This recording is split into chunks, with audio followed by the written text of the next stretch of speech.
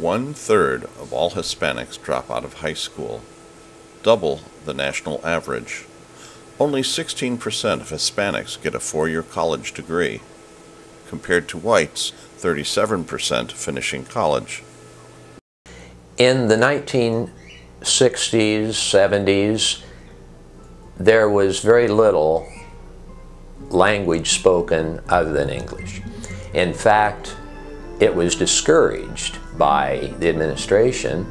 There were times that I recall in the hallway when they might have heard some Spanish being spoken, that it was discouraged and that the administration wished them to use their facility in English to become bilingual. You grew up in the East Los Angeles neighborhood.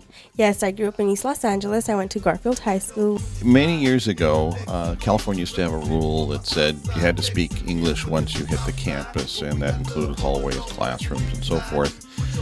My high school was actually one of the high schools that participated in the walkout.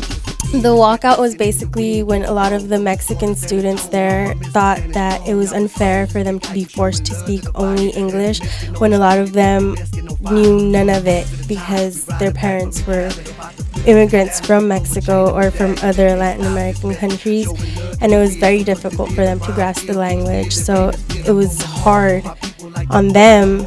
So they were opposed to it, of course. California schools had an English-only policy. What do you think about that? Well, see, the old policy did not take into account the feelings of a child. You know? I mean, how do you feel? Do you feel good if somebody's telling you stop speaking Spanish or punishing you for speaking Spanish? You know, the child has to feel good when he goes to school. If he doesn't feel good at school, he's not going to learn.